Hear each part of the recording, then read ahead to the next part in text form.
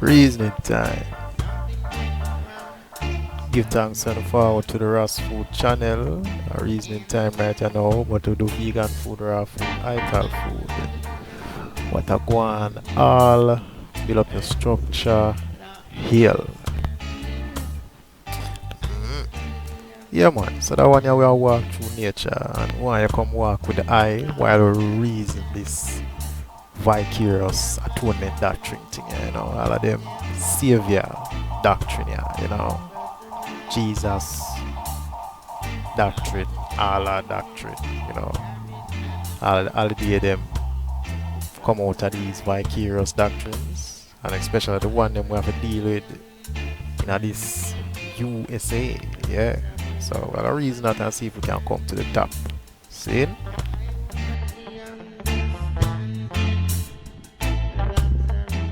Now, if you do a little research on your pocket PhD, your phone, you see it, you find some of them things pop up very quickly. Now, a point to remember is the Council of Nicaea and the invasion in Kemet, where they was able to conquer the place and take it over by this guy named Alexander the Greek, right? And upon them invasion and thieving in Africa, them find in the libraries stories and many other things, and them thief, right? Example, story of Jesus from the Druids, you see it. Mithras from the Persians, Dionysus, right? Krishna from the Druidian scripts, and Eru from the Kemetic scripts. And that Eru story of about over 100 similarities between Jesus and Horus. So I just something give a little point of reference for how this thing is set up, you see it.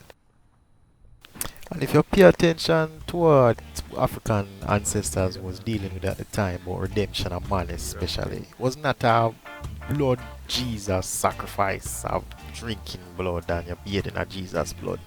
It was not like that.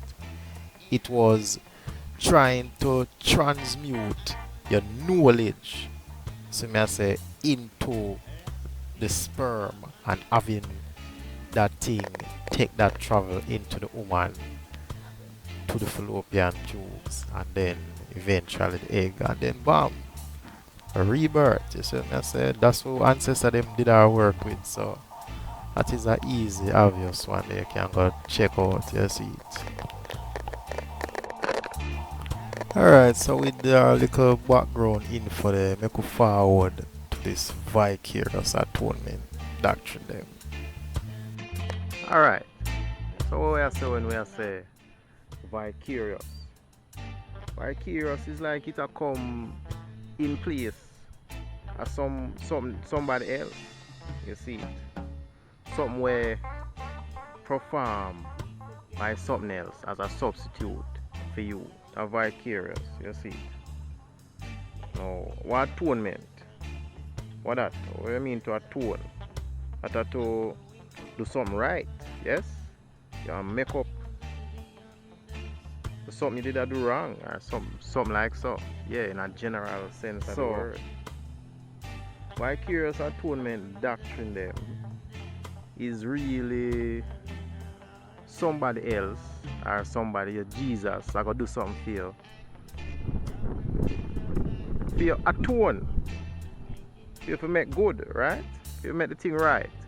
So Jesus I gotta save you, so you don't really have to worry. You don't have to really worry yourself too hard. Jesus I gotta help you out. So now Jesus, right? We take this from an African perspective as we're going to do most everything. Jesus come to the shores of Alkebulan, Africa, right? And pick up plenty black people and turn them in a slave and disconnect them from whatsoever religion we did work with before. And now we have Jesus instead, right? And now the same guy them that enslave we is worshiping the Jesus, and we are worshiping the Jesus. So since we are worshiping Jesus, and Jesus done forgive him, forgive all the slave master them already for everything them do. So we forgive him too. So if at that doctrine there, you can see the hypocritical stance you have taken. Because what you have done now is you have forgiven every slave master for all the transgressions by your believing in this thing, right? And as the transgressions now become more evident with all them different technology I have, where is your room to complain if you are into vicarious atonement doctrine like Bible, Christian church? You see? So since you cannot complain if that is a doctrine you're into, that leave you to defend the system. Something to think upon, That's a serious thing. Vicarious atonement doctrine. I'm going to say that is not a good thing for African people. It is a bad thing. Because it leave you in a stance where you have to forgive your oppressor. And then you have to complain about your oppression. You can't complain because you forgive him already. And the God, the Jesus God, has forgiven him as well. So, I think to think about, I think in a them time, yeah, all them things there, I think it's time to put that to a halt and a full stop. Straight away. Code of conduct. That have to left right, I say no vicarious atonement doctrine. If we left that out, it not work, sir. It not work. I could just come to the reality of the thing and go to the next level.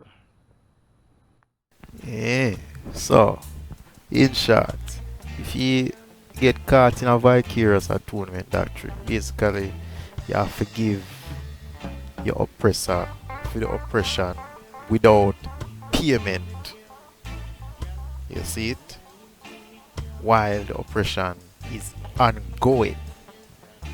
And whatsoever reward you will get, you get that in death.